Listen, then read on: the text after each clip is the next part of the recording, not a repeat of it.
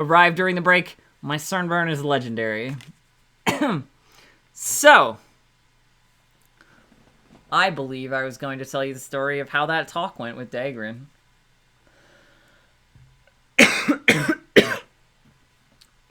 I seem to have developed a cough over the weekend. Excuse me. This has been a conversation probably 6 months in the making. My friend Gear Cavalier, otherwise known as Aeryn, otherwise known as Jacob, you know,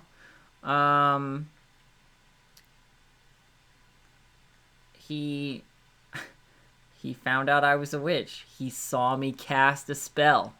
He knows I know it. And so at one point, we're sitting around a couple of hours after that, and he says to me, he goes, Aeryn, I need to speak with you. Come with me. And I'm thinking to myself, oh, fuck. Like, oh, shit. You know, like, private conversation with Aeryn. This is gonna be bad. He wants to have a private conversation? Fuck! You know. And so he gets up and he gestures for me to follow. And I'm thinking, okay, what am I gonna do? What defenses do I have on me right now? Okay, I think I have a magic armor. And I think I've got a bark skin, but that's not gonna matter because his weapon strikes for body.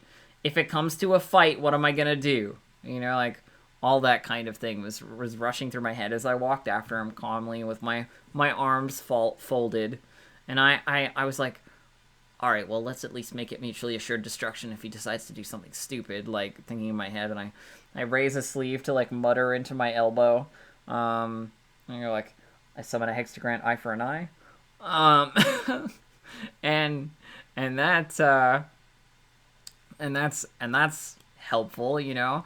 If eye for an eye is a witchcraft spell where if he hits me with, like, a decapitate or a slay or, like, a big physical skill, I can call eye for an eye, and he has to take it as well. So if he hits me with an instant death attack, I can make him take an instant death attack, basically.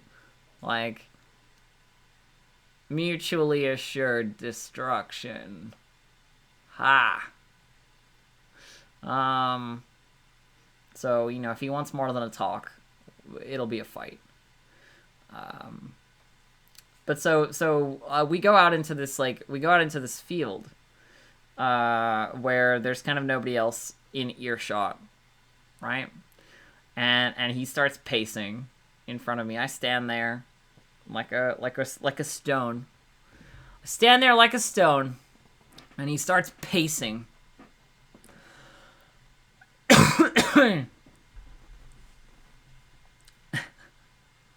He starts pacing back and forth, and he goes like, tell me why you can cast witchcraft, you know, tell me why you can cast those spells. I'm like, well, there's no point in lying to you. I made a deal with a demon.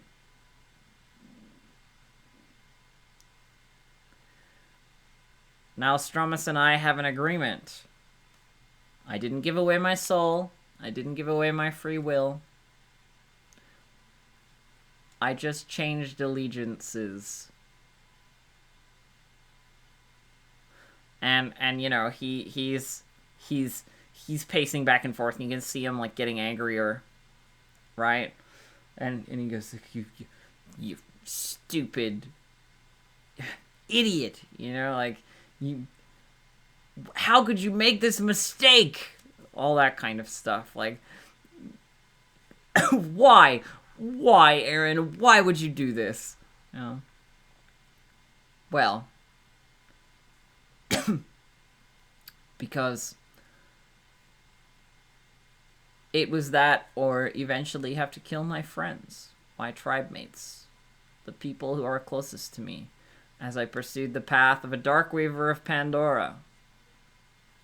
It's not a path easily taken. And I rejected that she wanted so much from me, and I sought power elsewhere. And he didn't like that reply. He's like, trading one darkness for another darkness, and so forth, and all that kind of shit, all that sort of stuff. And the conversation was a very tense one. He like circled me basically, and I just stood there. Like, whether he was behind me or in front of me, he was gonna do the same amount of damage if he decided to attack me anyway. So I just stood there and let him pace around me, doing his hunter's prowl as Daegrin is prone to do. But he was mad. He was mad. But then we got to a point in the conversation where I said, yes, and I did this because I want to kill my mother. And Aeryn's mother is a horrible person, worse than Aeryn, So that sort of like gave him pause, and he went like, how will this help? To defeat a power, you must understand a power. This is the kind of thing that she does. If I learn it and I learn it better, then I'll win. He grumbles and groans like, there are other ways. You could have done anything else. Well, this is what I had at the time. Everyone left me alone. I was alone, Daegrin, by myself. I had to make a choice to defend myself from enemies that you weren't going to protect me from. That my tribe mates weren't going to protect me from. No one was there, and I made a choice. Which is true. It's all true. Like, I had to do that because it was my option at the time. It was the way to feel safe at the time. So yeah. He didn't really like that one either. Like, not really a fan of having that thrown in his face. And eventually the conversation devolved to a point where I said, like, fine. You know what? I declare a hunt. And for Sybil, that means a lot. Sybil, the god that Daegrin is a paladin of.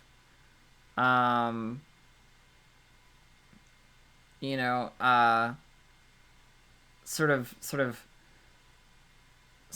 it's important to her, the idea of, like, people declaring their hunts and going on hunts and like, chasing certain prey and so forth. So I went, fine, I declare a hunt on my mother. I won't stop until I kill her. Once she's dead, do what you want. Feel like you need to kill me? Then kill me. But know that I have declared a hunt. Like, I didn't want to have this conversation any further. It was like, either attack me or be done with it. Like, you either kill me for this or you don't, and then we move forward.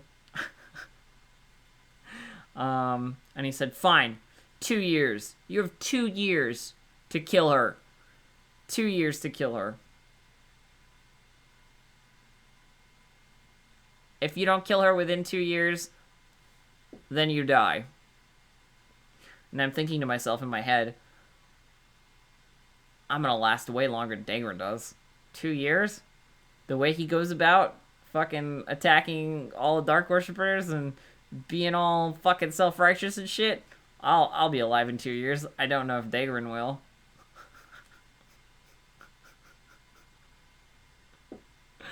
And I mean, if he's not, how is he gonna enforce it? That's plenty of time to come up with a plan. That's plenty of time to give. You just give the evil conniving witch 2 years to come up with a reason.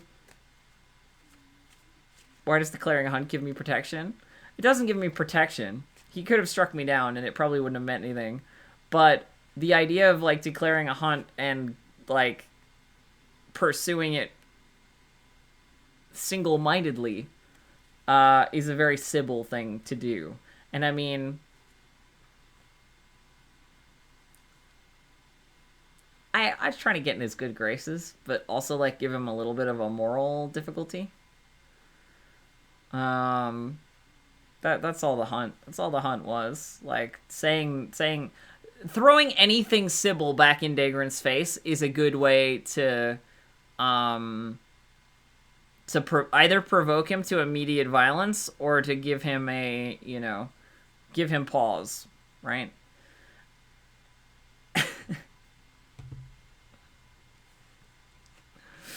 And it worked out in my favor, I think. So the conversation ended that way. Like, I was under the sword of Damocles, 2 years and then I'll kill you. But 2 years is a very long time for me to be a witch, right? 2 years of witchcraft, 2 years of demon deals, 2 years of being a fucking slimy, good-for-nothing, fucking evil bitch. It's plenty. It's plenty. I just need something valuable enough. Tell my demon, kill the paladin. Here are the true names of 3 of my friends. Kill the paladin. Yeah? 2 years. But I mean, the real issue there was that, like, Dagon lost his trust in me. Like, we were starting to get to a point where we worked well together, and we were trustworthy allies and so forth, and and he lost his trust in me, which sucked, honestly. But what are you gonna do? I gotta build it back up again. Super easy, super simple. I just have to help him, in his paladinly pursuits, and let him know that I would never do anything that would corrupt nature or, twist the ground or the people around me or what have you. I've got plenty of time.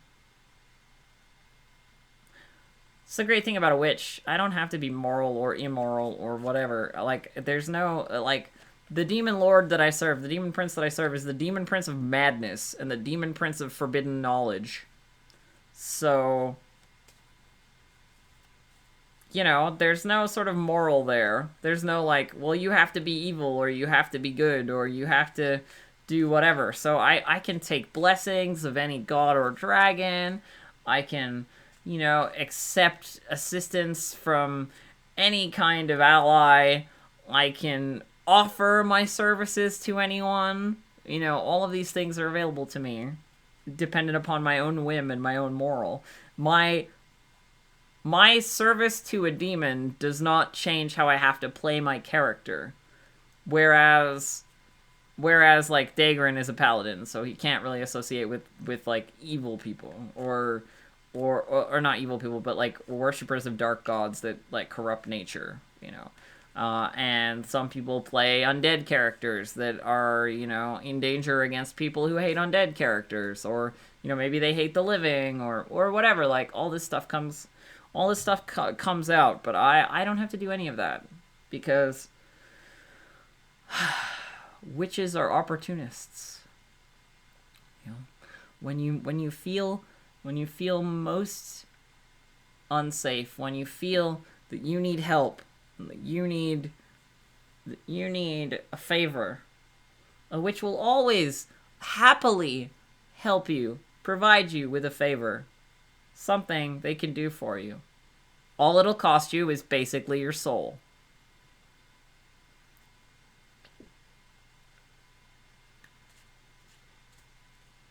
It's a fun way to play, honestly. I really enjoy playing Aeryn.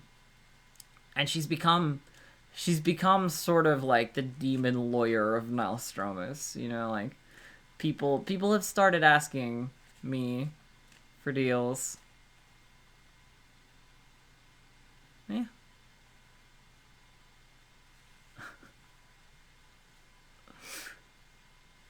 Remind me to never ask this character for help. Yeah, probably not a fantastic idea, but yeah, she is helpful. I saved Dagorin's life shortly after that. I did. That story comes later if we're going chronologically. Let me see. Where are we now? That's like Saturday midday. Saturday evening. Saturday evening. Yeah, Saturday afternoon / evening. So Saturday afternoon / evening, we heard tell that shattered elves were out and about. And shattered elves are bad. Shattered elves are very not good. They are servants of the Mordegeist, the thing that kills elves for fun. The demigod of elf slaying. Okay? And you can understand why the demigod of elf slaying is bad news for me, because I might be a cool witch or whatever, but I'm nothing compared to the demigod of elf killing. So that's... yeah. The Shattered Elves. They are the stone elves that were sworn into service of the Mordegeist. The stone elves broken and turned crazy and made into elf-killing machines. But the Shattered Elves were free because of some rituals that happened in other, chapters. But they were free, so they were out to kill some elves and free their master, because there's a certain amount of elves that have to die, and then the Mordegeist can come out and be free and kill some more elves. And then he's sent back to his eternal prison and has to claw his way back out with the souls of elves. And that's kind of the way it works. Like, elves die, it weakens the prison breaks, the Mordegeist gets out, kills a bunch of elves, then gets put back in the prison, and then elves die and weaken the prison. And it's like a continuous cycle of badness. But so the Shattered Elves were out looking for elves to kill, and when someone says the Shattered Elves, I think the Mordegeist immediately. And so a lot of the elves, like, scattered. All the elves in the camp were like, oh, shit, and, like, ran off in various directions. And I could hear screaming and fighting from the tree line. I could hear fighting over in the field. Like, stuff was happening, about a half an hour. I think it is, Mortegeist? I'm not sure, honestly. But yeah, bad news. Just bad news. Lots of elves getting killed, and like, fucking, of course, someone was stupid enough to get killed by Shattered Elves, which means that the prison of the Mordegeist was reduced enough that it could get free, or at least start clawing its way free. But we heard, okay, it's like that. Carvalian typed the spelling in chat. We heard that the Mordegeist might be coming. Once we'd cleared out the Shattered Elves, we heard the Mordegeist might be coming to kill us. The Mordegeist might be coming to kill us. And so I was looking for a place to hide, because the Mordegeist can only be out for an hour, 2 hours at most, and if I had a place to hide, everything would be fine. I'd be safe. As long as I was far enough away from the main gaggle of idiots, I'd be safe. So, Bone Taker, one of the Furbolg, comes up to me and goes like, Buzz Shaman. Bone Taker know where take Shaman for keep safe. Yeah. And I went, you know somewhere, Bone Taker? Yup.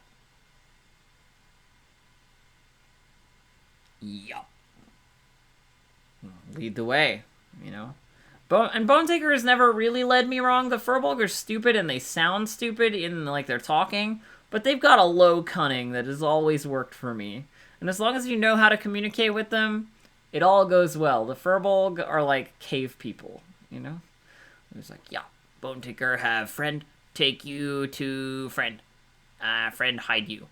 Make sure Buzzbush Shaman have name for give friend. And I went, oh, a name? Yeah. Give name. Magic name. Fine. I already have one. I've been waiting to use it for 6 months. And so off we went. And we journeyed across the field, crossed by near plot camp, and there's a little copse of trees back there. And there's a little sign that says, if you enter this area, you take a penetrating swamp walk, a penetrating slow death, and a penetrating 1 body damage per 10 seconds. In this area. The woods are twisted and cursed, you know? Penetrating slow death is real scary, because 60 seconds after you take that, you just die. And so we went to this copse of trees, and it's all like that. And Bone Taker just walks in, and I stop looking at it, and he goes, "Oh, no problem, no worry. Look, Bone Taker, bring you in. Acknowledging 1, acknowledging 2, acknowledging 3. There, you're safe now." And so I could walk in and take no damage, take none of those effects.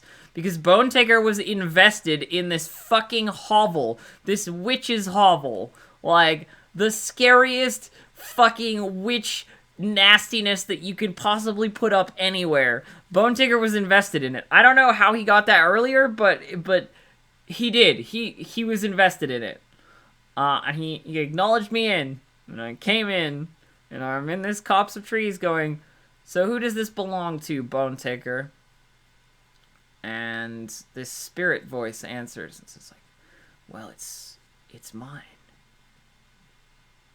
But there is a furbolg who tends it for me.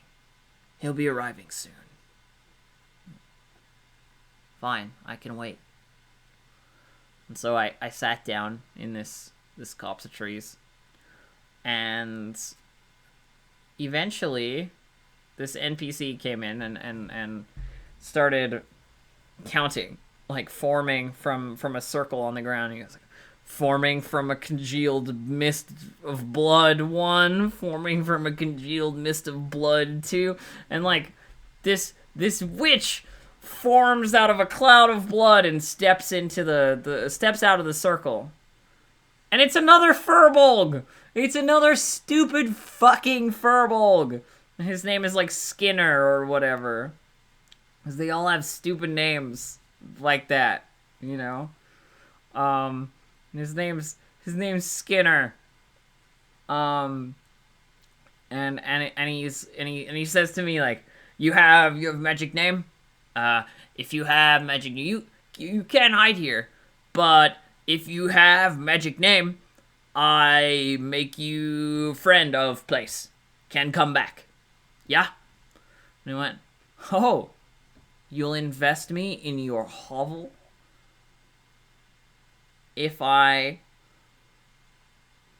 You'll invest me in your hovel if I give you a magic name." Yeah. Very well. Here it is.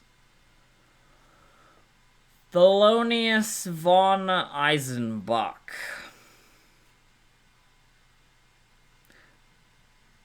Now, that name becomes significant because it is the name of my friend's character, who is a Minotaur.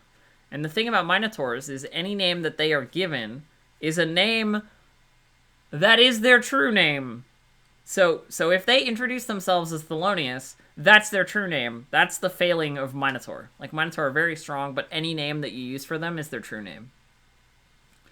And can be used as such. So I give this witch the true name of my Minotaur friend. Well, Thelonious von Eisenbach. Because, like an idiot, he posted that shit up on a letter that he sent through the gate to everyone. So I've had that name for about 6 months. And the thing about true names is that rituals can be done on you once, you know, like more powerful magic can be done to someone whose true name you know. Like, for Aeryn specifically, or for witches in general, the battle magic thing for it is, if you know someone's true name, you can echo an effect on them. So if you do, like, I summon a hex to shatter your skull, and you throw it, and it hits them, and they go magic, or shield magic, or whatever, to stop it, you can say echo, and it goes again. And maybe they'll say dodge. You can go echo. And then say phase, echo. Depending on how many letters of their true name you know.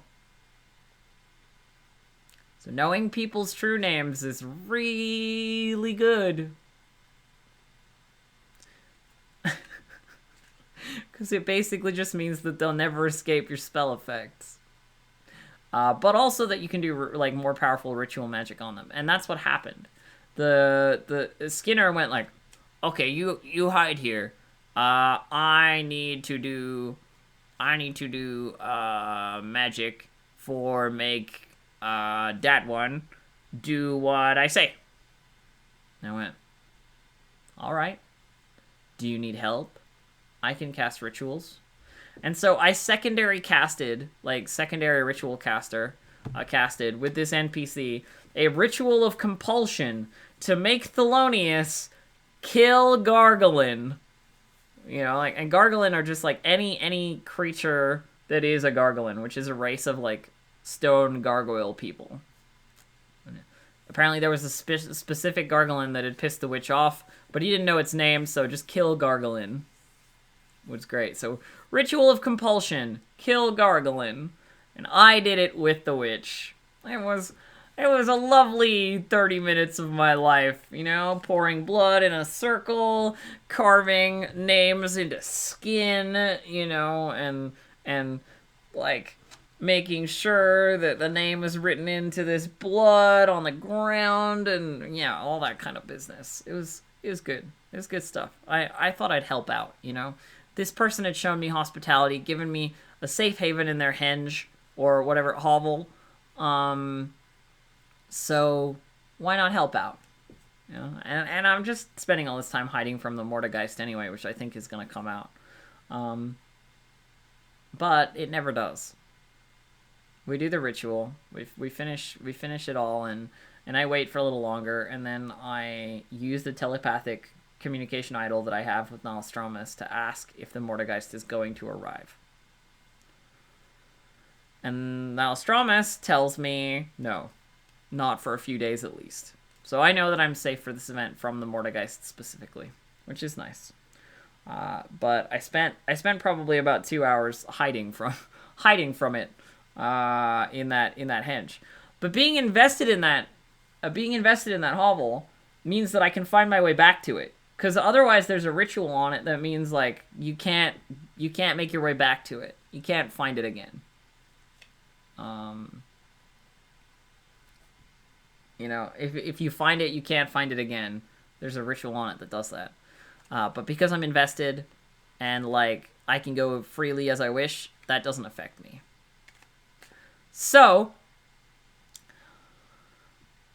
then we got back to camp, and there was a little kerfuffle. And by a little kerfuffle, I mean there was a Dread Knight of Malagant, i.e., like, the most undead, worshipping undead person that you could possibly have there. Malagant is the god of the undead and lies. So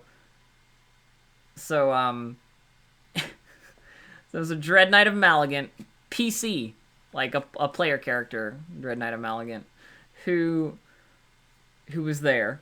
And Daegrin immediately got into a conflict with this person.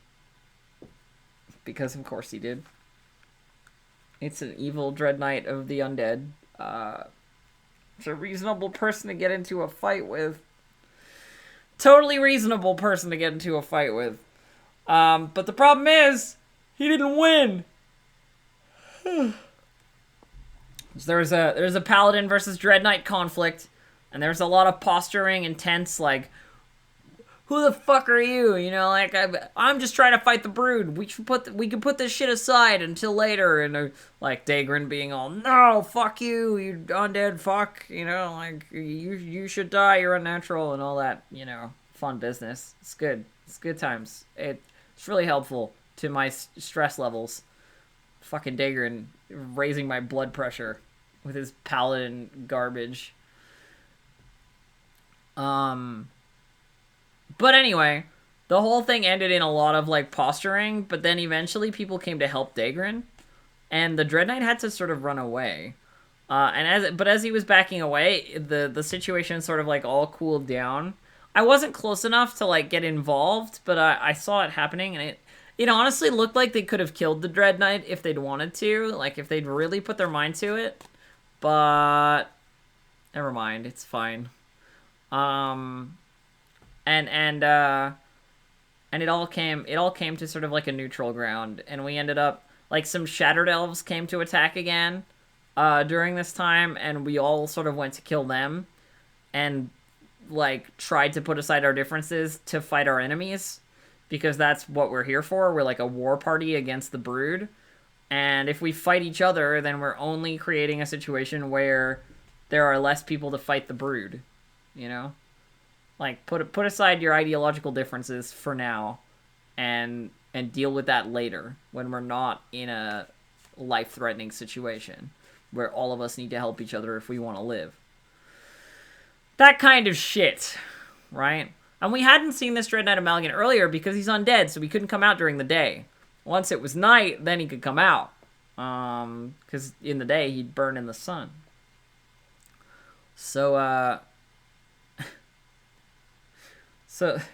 So we went to kill these Shattered Elves, and the Dread Knight of Malagant was looking at me with my psionic blade over my shoulder and went like, "I'll block for you. Smash these fools," you know? I went, fine. They're weak to psionics. It shouldn't be too hard. And so I ended up going in behind this Dread Knight, who's like a living skeleton, basically. Going in behind this Dread Knight, who Daegrin had just been fighting with, and this Dread Knight was like shield blocking for me while I struck over his shoulder with the psionic blade, and like spell struck my abilities, because that's what psionic blade allows you to do. It's like a big blue laser sword, you know, that allows you to, instead of incanting and throwing spells, you can just hit people with spells. So I was wrecking the shit out of these Shattered Elves, which is super fun. I was into it. Yeah. And that whole thing diffused fairly quickly. Though there's a lot of talk about like, let's go kill the undead camp. Then nobody did anything. And the undead were like, let's fortify and make sure the living can't come and kill us. And then nobody did anything. And then, like, there was a lot of that kind of thing happening. There are a couple of little small camps of, like, groups around the whole place. And yeah, you know, nobody ended up, like, in a PvP situation too much. And there were certainly no out-and-out, like, PvP wars, which is good, because that would have sucked. On an out-of-game level, that would have sucked. And on an in-game level, it would have sucked because I'm friends with Daegrin, and I would have to help him. Like, I can't not help him. Or I could just not, and maybe that 2 years won't mean very much. You know, that kind of thing. I'm working on it. What can I say? So yeah, no big PvP stuff kicked off. I got to see my friend Midnight again. For those of you who remember the stories of me getting my witchcraft, Midnight is my sort of witch mentor. My friend Dave Ashby plays Midnight, this elf who is from the mainland, from out east, and who came to visit for Warcry. And he was mostly doing plot stuff and like NPC stuff the whole time, but I got a little bit of time to talk to his character and like see his character again, and it was nice to reconnect a little bit and fight some things together and hang out for a bit. It wasn't like nothing hugely special happened, but it was fun to hang out. Does my LARP have a specific rule system? If so, what does it use? Yeah, the Warcry LARP was an underworld LARP. Yeah. Underworld LARP is the system that we use for Warcry and for like my monthly games that I do with the same character. It's all Underworld LARP system. Yeah. So So I get to hang out with Midnight for a bit, but the real shit happened Sunday morning. Sunday morning, oh my god, Sunday morning was so good. So I woke up pretty early. You know who else woke up early? Dagrin. It was about 8 or 9 in the morning. We're both awake, which is fairly early for you to be up after a long night of killing the shit out of your your enemies and staying awake from fear of that one tiny noise outside your tent that might be villains coming to destroy you, or in my case, heroes coming to destroy me, I guess. But you get the idea. You gotta keep your head in these situations.